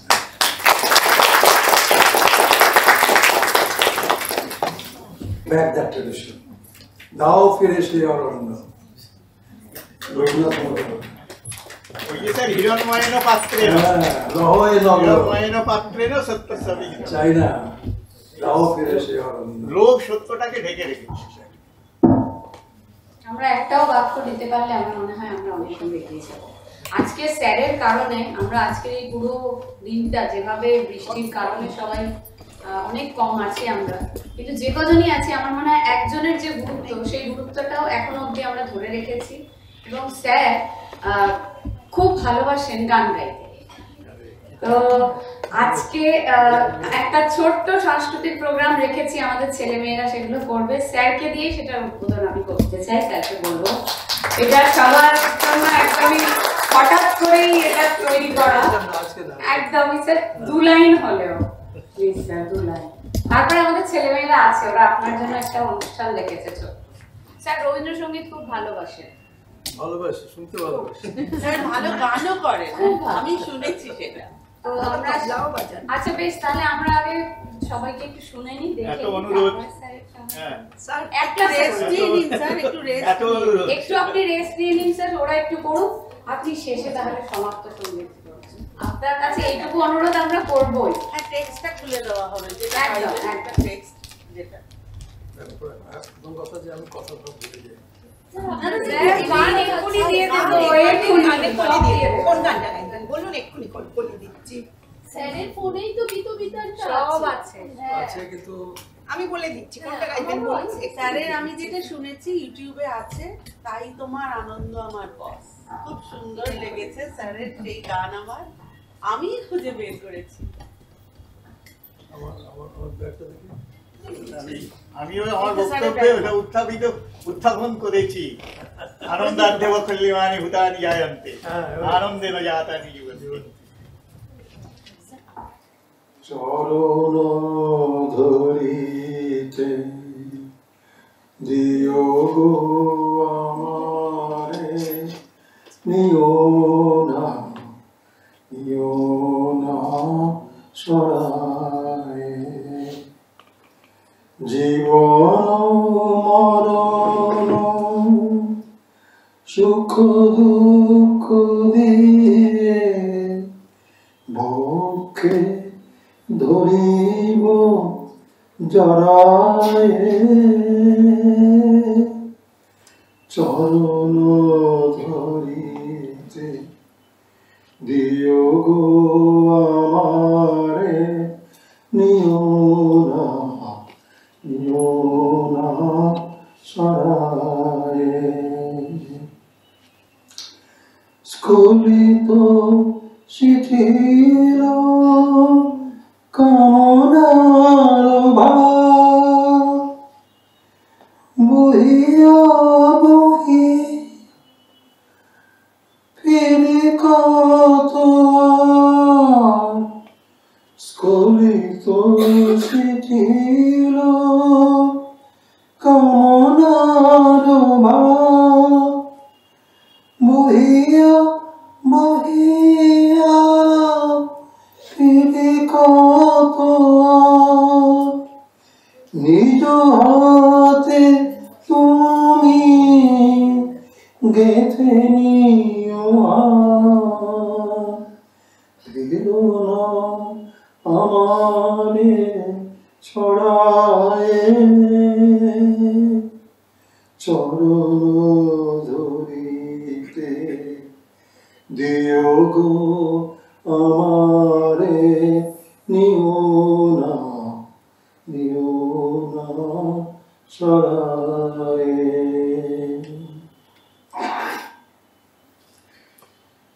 চির পিপাসিত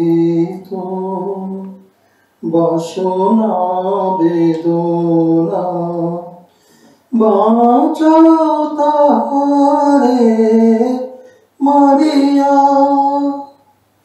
শেষ জয় যেন হয় সে বিজয়ী, তোমারই কাছেতে হারিয়া। বিকায়ে দিন আপনারে, পারে না ফিরিতে দুয়ারে দুয়ারে। তোমারি করিয়া নিও গো আমারে, মরণের মালা পরায়ে। চরণ ধরিতে দিও গো আমারে, নিও না সরায়ে। জীবন মরণ সুখ দুঃখ দিয়ে ভোগে ধরিব জড়ায়ে। চরণ ধরিতে দিও গো আমারে, নিও না সরায়ে।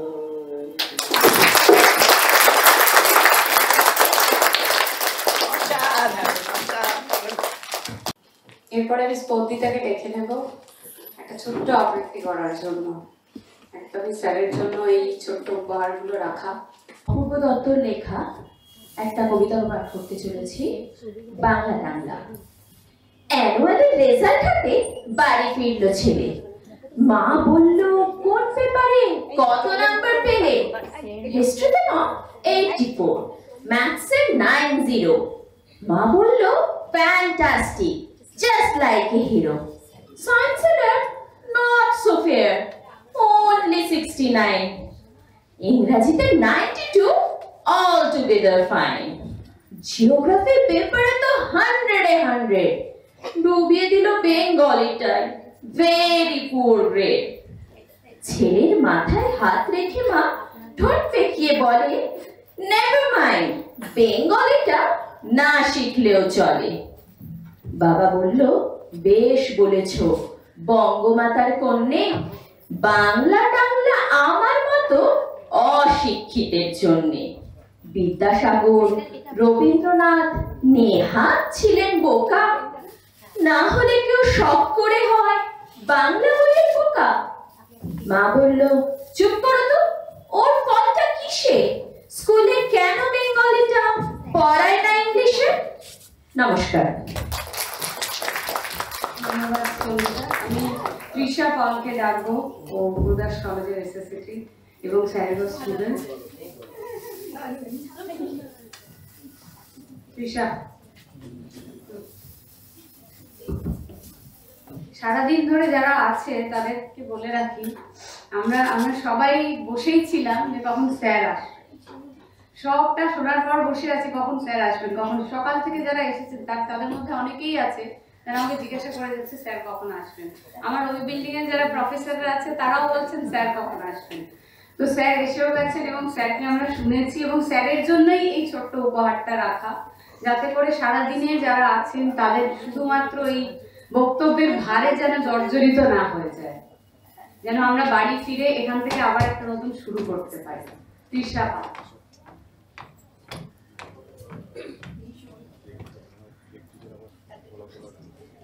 হ্যালো, এখানে যারা উপস্থিত রয়েছেন তাদের সকলকে আমার প্রণাম জানিয়ে আমি একটি রবীন্দ্রসঙ্গীত উপস্থাপন করছি।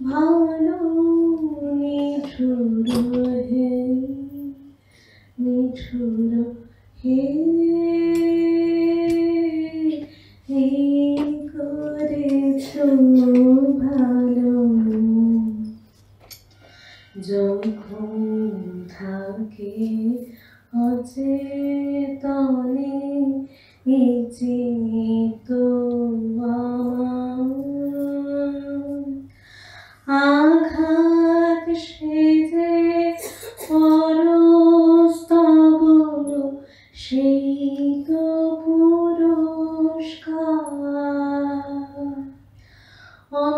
অন্ধকারে মোহে লাজে চোখে তোমায় দেখি না যে, অন্ধকারে মোহে লাজে চোখে তোমায় দেখি না যে, বাজরে তোলো আগুন করে আমায় যত কালো,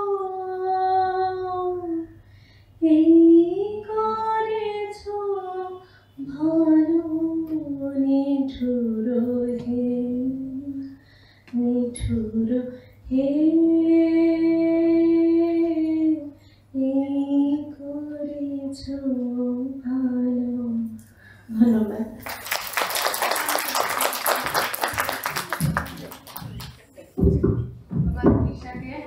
আমি এখন অঙ্কিতা মণ্ডলকে ডেকে নেব, ও আমাদের ছাত্রী।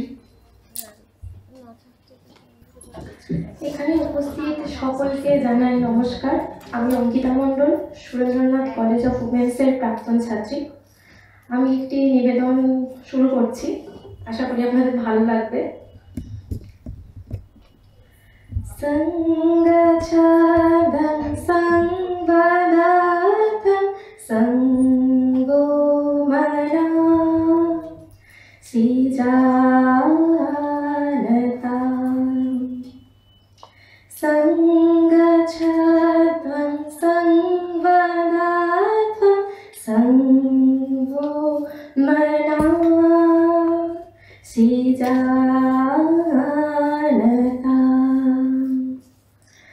समानो मंत्र समिति समानि, समानो मंत्र समिति समानि, समानं मनसः चित्ता मेषा, सङ्गच्छध्वं संवदाध्वं सङ्गो मना शिजानताम्,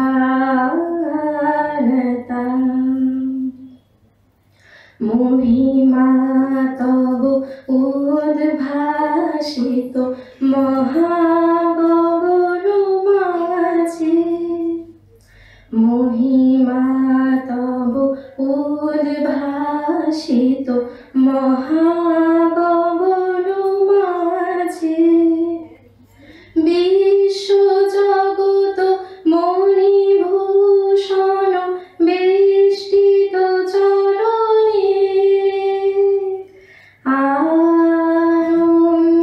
আনন্দলোকে মঙ্গলা লোকে বিরাজ সত্য সুন্দর, समानो मंत्र समिति समानि, समानं मनसः चित्ता मेषा, सङ्गच्छध्वं संवदाध्वं सङ्गो मना शिजानताम्, समानि व्याकुति समान हृदयानि वा, समानि व्याकुति समान हृदयानि वा, समानमस्तु वो मनो यथा वा सुसहसति,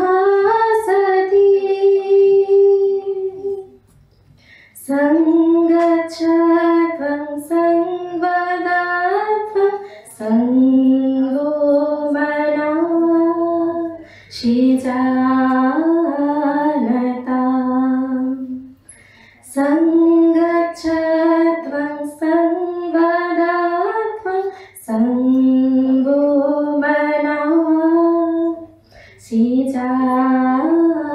जानताम्। নমস্কার। অনেক ধন্যবাদ অঙ্কিতাকে। আমাদের পরবর্তী ছাত্র তৌহিদ আমাদের সামনে মানে আমাদের সামনে গীত একটি গান পরিবেশন করতে চেয়েছিল, অনেকদিন আগেই আমাকে বলেছিল। তো ওকে আমি বলেছিলাম যে ঠিক আছে, ও এনএসএস এর ভলেন্টিয়ার, কিন্তু ও নিজে থেকেই এই গানটা গাইতে চেয়েছে, একটি রবীন্দ্রসঙ্গীত। আমি তৌহিদকে ডাকবো আজকে একটা ছোট্ট নিবেদন রাখার জন্য।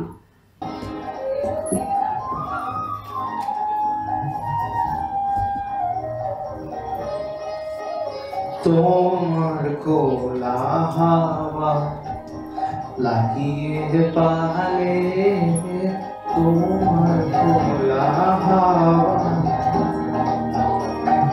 টুকরো করে কাছে আমি ডুবতে রাজি আছি, আমি ডুবতে রাজি আছি।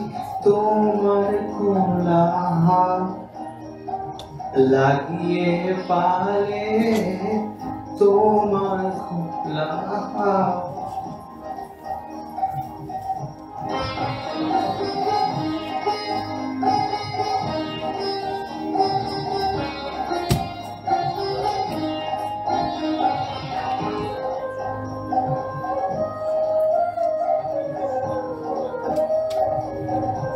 সকাল আমার গেল মিছে, বিকেল যে যায় তারি পিছে গো।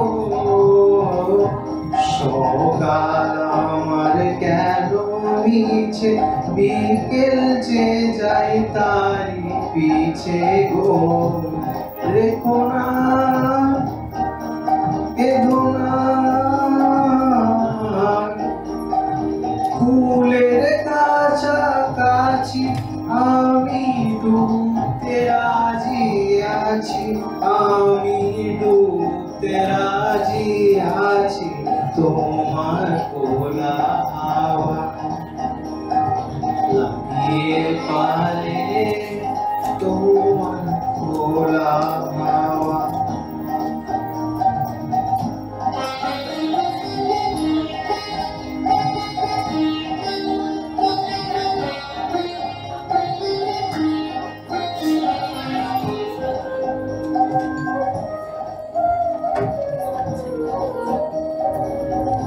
মাঝির লাগিয়াছি জাগি সকল রাত্রি বেলা, ঢেউগুলো যে আমায় নিয়ে করে কেবল খেলা। মাঝির লাগিয়াছি জাগি সকল রাত্রি বেলা, ঢেউগুলো যে আমায় নিয়ে করে কেবল খেলা। ঝড়কে আমি করব মিতে, ডরব না তার গভীরে। দাও ছেড়ে দাও আমি তুফান পেয়ে বাঁচি, আমি ডুবতে রাজি আছি, আমি ডুবতে রাজি আছি। তোমার খোলা হাওয়া লাগিয়ে পালে, তোমার খোলা হাওয়া টুকরো করে কাছে আমি ডুবতে রাজি আছি, আমি ডুবতে রাজি আছি। তোমার খোলা হাওয়া লাগিয়ে পালে, তোমার খোলা হাওয়া। Thank you. ও রবীন্দ্রসঙ্গীত গায় না, কিন্তু খুব চেষ্টা করেছে আজকে, তার জন্য ওকে আরেকটা হাততালি সবাই দিই। আর সর্বশেষে আমি মল্লিকা দাসকে দেখে নেব, ও একটু নৃত্য পরিবেশন করবে আমাদের সামনে।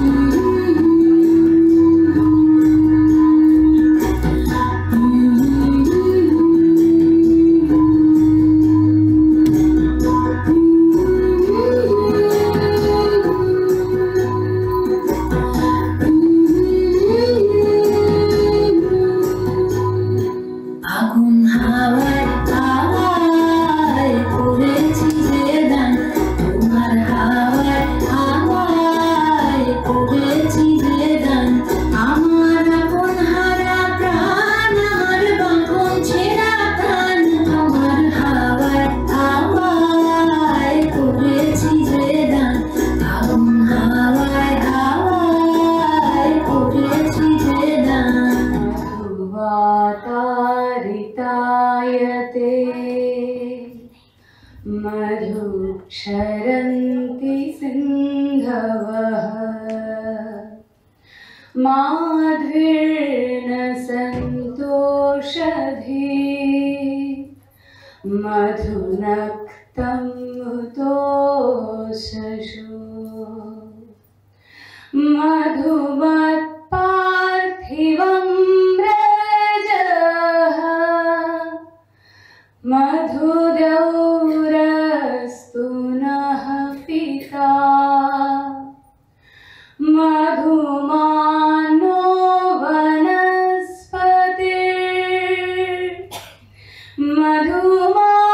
मधुमानस्तु सूर्यः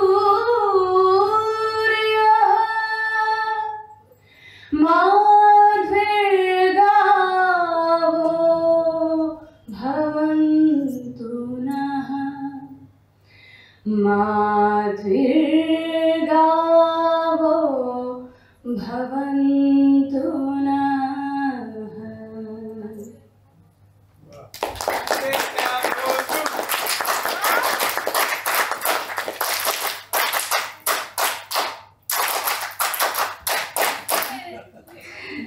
The success of the event was made possible by the collective efforts of numerous individuals and entities.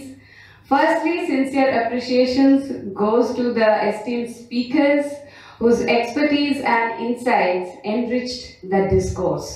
Sir, এই শব্দটা ব্যবহার করেন, সেজন্য আমি ডিসকোর্স বললাম। স্পিকার্স যারা ছিলেন, professor Amal Kumar Mondal, professor department of Sanskrit, Rabindra Bharati university. তার টপিক ছিল Indian knowledge system, Upanishadic literature.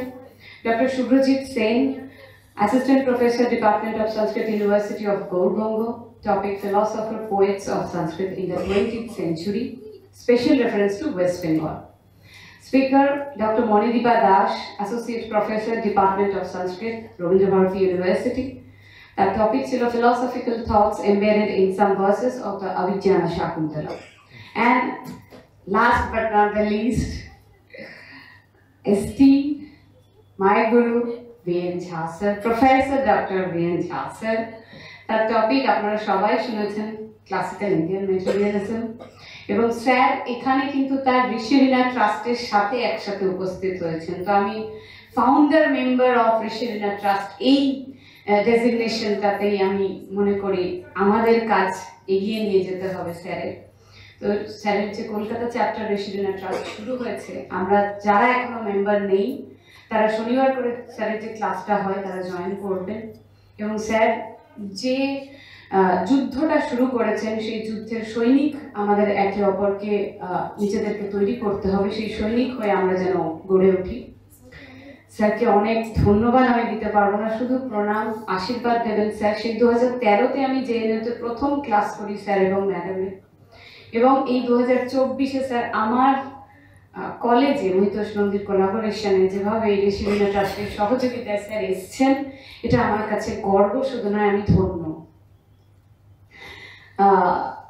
এরপরে gratitude is extended to the principal of Surendranath College, Dr. Indranil Kaur, IQSC coordinator Achinto Bishwas sir, principal Surendranath College of for Women Dr. Purnima Bishwas. On behalf of principal sir, Amit sir was there from the Arabic department of Mohitosh Nandi Mahavidyalaya. Gratitude to the efficient administrations of both colleges plays a pivotal role in coordinating logistics and facilitating the smooth execution of the event. The Sanskrit department consists of students and faculties of both institutions, who are Dr. Shapon Machi, Assistant Professor, Department of Sanskrit, Surendranath College, Sriparna Basu, SSAT, Department of Sanskrit, SNC, Shunanda Jana, SSAT, Department of Sanskrit, SNC, Rajesh Odhikari, SSAT, Department of Sanskrit, Mohitosh Nandi Mahavidyalaya, Surojit Haldar, SSAT, Department of Sanskrit, Mohitosh Nandi Vidyalaya, এবং Monojit Pal, SSAT, Department of Sanskrit, Mohitosh Nandi Mahavidyalaya. Deserves commendation for their valuable support and involvement. Special thanks to extended to the principal of Women College, ma'am, and thanks to the active participation of attendees, including paper presenters, online and offline both. Gratitude to the Students' Union, especially our legal advisor Debashish Banerjee, played an integral role to promoting and coordinating the event. And the sound operator Sonu, Oyon, and thanks to the chairpersons provided guidance and direction to the paper presenters, Dr. Reni Pal, Department of Philosophy, Assistant Professor, Surendranath College, and Dr. Shapon Machi. And with that, Amal Kumar sir also was there for chair. My NSS volunteers of Surendranath demonstrated commendable dedication, contributing to even smooth operation.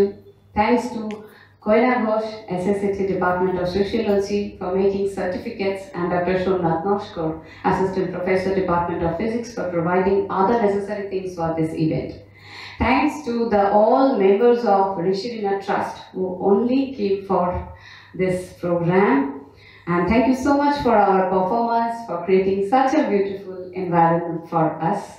Sincere gratitude to Dr. Shomrita Mishra, Head of the Department of Sanskrit, Mohitosh Nandi Mahavidyalaya, and anchor of our event, and also another convener of this one-day national seminar. Thanks to myself also, because I think I should thank myself also, because nobody is there to thank me, so I thought I should thank myself. And together, these contributors formed a cohesive network and finally organizing committee. Each entity, individuals played vital role. And thank you so much. কাউকে যদি বাদ দিয়েও থাকি, তার বাইরে যারা আছেন এখনো অবধি 5টা বেজে গেছে, সকলকে অনেক অনেক ধন্যবাদ।